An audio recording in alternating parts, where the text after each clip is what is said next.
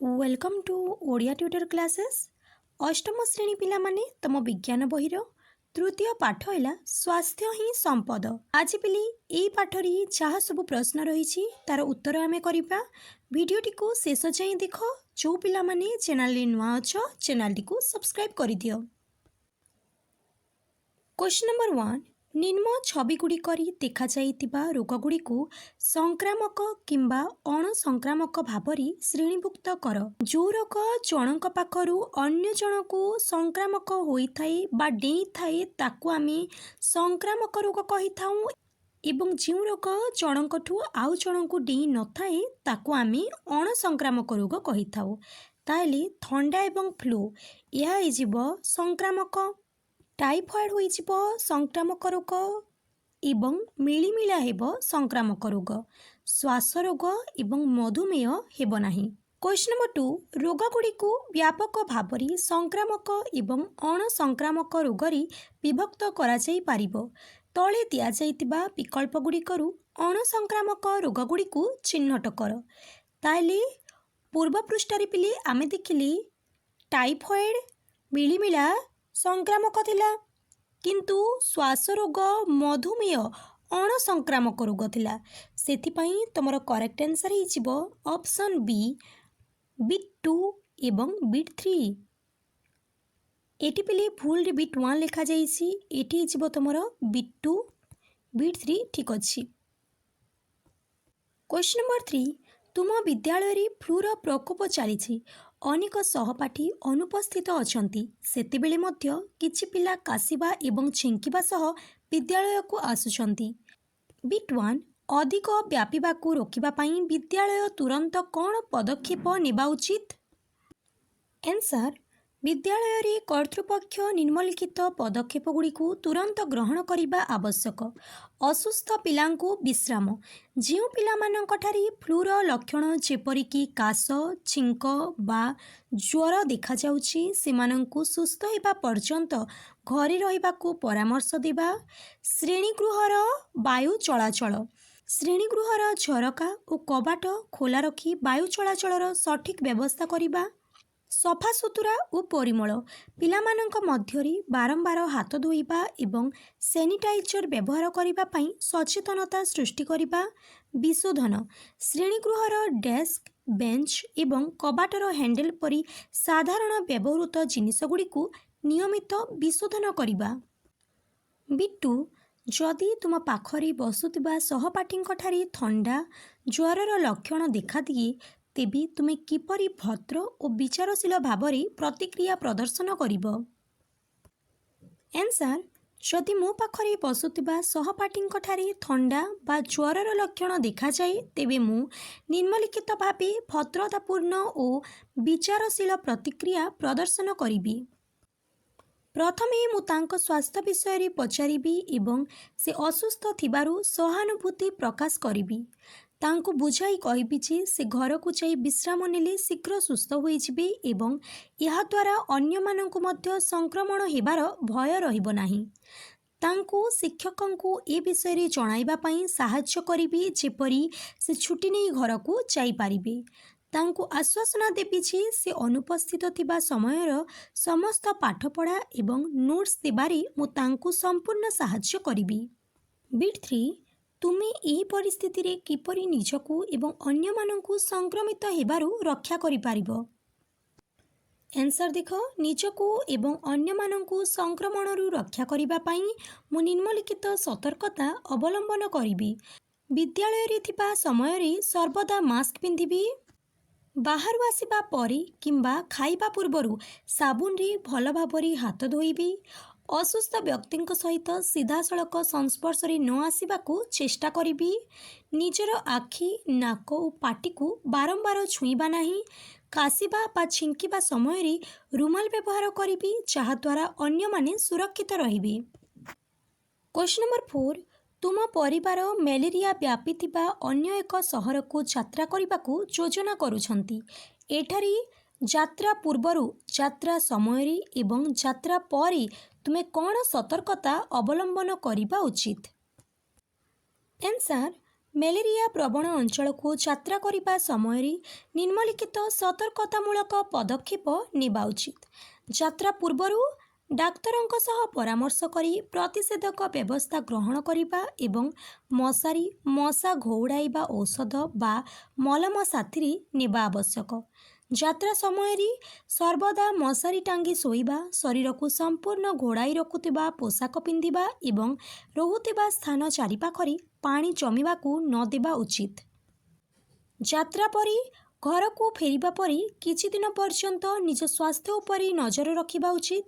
ଯଦି ଜ୍ୱର କିମ୍ବା ମ୍ୟାଲେରିଆର ଅନ୍ୟ କୌଣସି ଲକ୍ଷଣ ଦେଖାଯାଏ ତେବେ ତୁରନ୍ତ ଡାକ୍ତରଙ୍କ ସହ ପରାମର୍ଶ କରି ରକ୍ତ ପରୀକ୍ଷା କରାଇବା ଆବଶ୍ୟକ।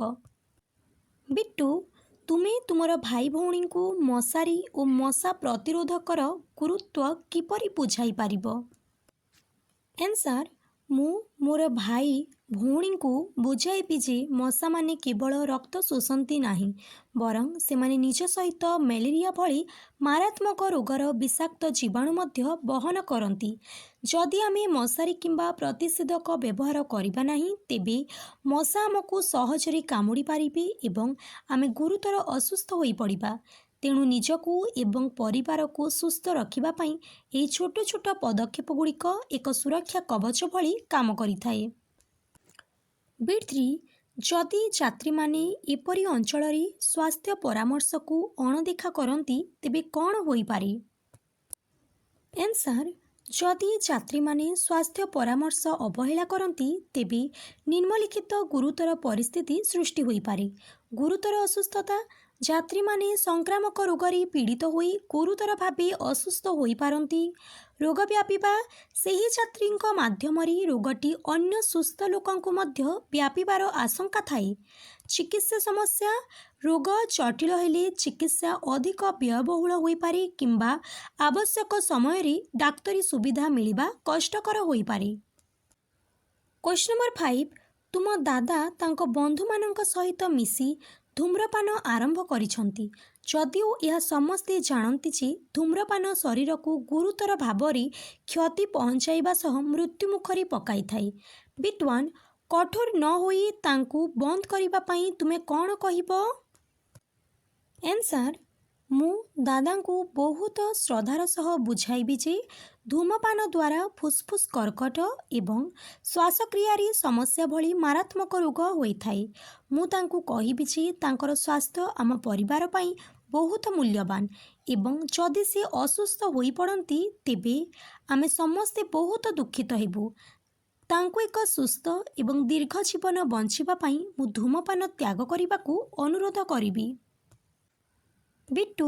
ଯଦି ତୁମର ବନ୍ଧୁ ଏକ ଭୋଜିରେ ତୁମକୁ ସିଗାରେଟଟିଏ ଦିଅନ୍ତି ତେବେ ତୁମେ କ'ଣ କରିବ? ଆନ୍ସର୍: ଯଦି ମୋର ବନ୍ଧୁ ମୋତେ ସିଗାରେଟଟିଏ ଦିଅନ୍ତି ତେବେ ମୁଁ ସ୍ପଷ୍ଟ ଭାବରେ ତାହାକୁ ଗ୍ରହଣ କରିବାକୁ ମନା କରିଦେବି। ଏହା ସହିତ ମୁଁ ତାଙ୍କୁ ମଧ୍ୟ ବୁଝାଇବି ଯେ ଅଳ୍ପ ବୟସରୁ ଧୂମପାନ ଆରମ୍ଭ କରିବା ଦ୍ୱାରା ଏହା ଏକ ଖରାପ ଅଭ୍ୟାସରେ ପରିଣତ ହୁଏ ଏବଂ ଶରୀରରେ ବହୁତ କ୍ଷତି କରେ। ଜଣେ ଭଲ ବନ୍ଧୁ ହିସାବରେ ମୁଁ ତାଙ୍କୁ ମଧ୍ୟ ଏହି ଅଭ୍ୟାସରୁ ଦୂରେଇ ରହିବାକୁ ପରାମର୍ଶ ଦେବି। ବିଟ୍ 3. ସ୍କୁଲଗୁଡ଼ିକ ଛାତ୍ରଛାତ୍ରୀମାନଙ୍କୁ ଏପରି କ୍ଷତିକାରକ ଅଭ୍ୟାସରୁ ନିବୃତ୍ତ ରହିବା ପାଇଁ କିପରି ସାହାଯ୍ୟ କରିପାରିବେ? ଆନ୍ସର୍: ସ୍କୁଲଗୁଡ଼ିକ ନିମ୍ନଲିଖିତ ପଦକ୍ଷେପ ମାଧ୍ୟମରେ ସାହାଯ୍ୟ କରିପାରିବେ।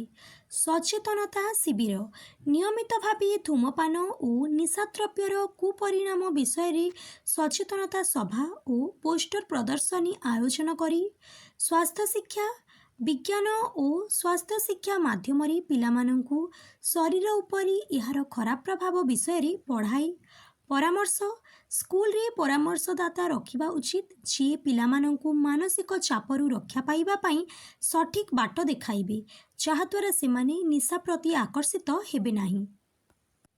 Question number 6.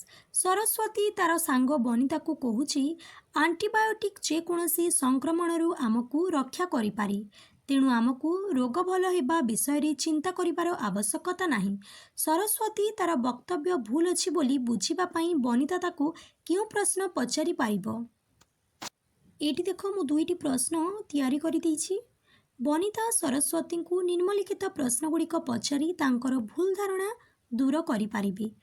प्रश्न 1 सबु संक्रामक रोग कौन केवल बैक्टेरिया द्वारा होइथाए जदि रोगटी भूताणु द्वारा होइथाए तेबे कौन एंटीबायोटिक काम करिबो। प्रश्न 2 जदि जनकु मधुमेह किंबा उच्च रक्तचाप भली अण संक्रामक रोग होइछि तेबे कौन एंटीबायोटिक खाइले ताहा भल होइजिबो। एठी रहिला पिले व्याख्या सरस्वती धारणा भूल अटी कारण एंटीबायोटिक केवल बैक्टेरिया जनित रोग पाई काम करे। यह फ्लू थंडा किंबा कोविड भली भूताणु जनित रोग उपरे कौनसी प्रभाव पकाए नाही। एंटीबायोटिक को बिना डाक्तरी परामर्श रे बारंबार खाइबा द्वारा आम शरीर रे एंटीबायोटिक रेजिस्टेंस सृष्टि हुई जहाँ परवर्ती समय रे अधिक विपज्जनक होई पारे। क्वेश्चन नंबर 7 निम्नलिखित सारणी रे एक वर्ष मध्य हॉस्पिटल रे रिपोर्ट होइतिबा डेंगू मामला संख्या विषय सूचना दिया जाइछि। वाई अक्षरी रोगी संख्या एवं एक्स अक्षरी मास नहीं एक बार ग्राफ तैयारी करो। तुम फलाफल को भल भाव विश्लेषण करी निम्नलिखित उत्तर दियो। प्रथमे देखिदेबा पिले किपरि आमे ग्राफ करिबा। एठी देख पिले मु ग्राफ टी तैयारी करि दिछि। एठी लिखिछि एक्स एठी लिखिदेव वाई एक्स एक्सिस रे लिखिबो मासर नाम वाई एक्सिस रे लिखिबो डेंगू रोगी संख्या। एठी देखो मु 12टी मासर ना लिखि देछि जनवरी फेब्रुआरी मार्च एप्रिल मे जून जुलाई अगस्त सेप्टेम्बर अक्टोबर नवेम्बर लास्ट को पिले डिसेम्बर अछि। एबे हमें प्रश्न देखिबा कौन सब प्रश्न रही क्यों 3 मास डेंगू रोगी संख्या सर्वाधिक थिला। आंसर जुलाई अगस्त एवं सेप्टेम्बर मासरे रोगी संख्या सबुठारु अधिक थिला केते थिला 65। नेक्स्ट केउ मासरे सबुठारु कम रोगी संख्या थिला। आंसर जनवरी मासरे रोगी संख्या सबुठारु कम 10 थिला। नेक्स्ट केउ मास गुड़िकरी प्राकृतिक किंबा परिवेशगत कारण जोगु डेंगू रोगी संख्या अधिक वृद्धि पाइछि।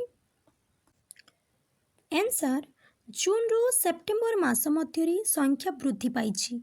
यार कारण है एही समय रे वर्षा जोगु विभिन्न स्थान रे पानी जमी रही जहाँ मशा वृद्धि पाई अनुकूल परिवेश सृष्टि करी। नेक्स्ट है डेंगू रोगर प्रसार को ह्रास करिबा पाई गोष्ठी किंबा सरकार संक्रमण वृद्धि पाउतिबा ऋतु पूर्वरु कौन प्रतिरोधक पदक्षेप नहीं पारिबे तुमे परामर्श दियो। आंसर संक्रमण रोकिबा पाई परामर्श घर चारिपाखरी पानी जमिबाकू न देबा नाल नर्दमारी ब्लीचिंग पाउडर किंबा मशा मारिबा औषध पकाइबा लोकमानंकु मशारी टांगी सोइबा एवं फुल पैंट सार्ट पिंधिबा पाई सचेतन करिबा।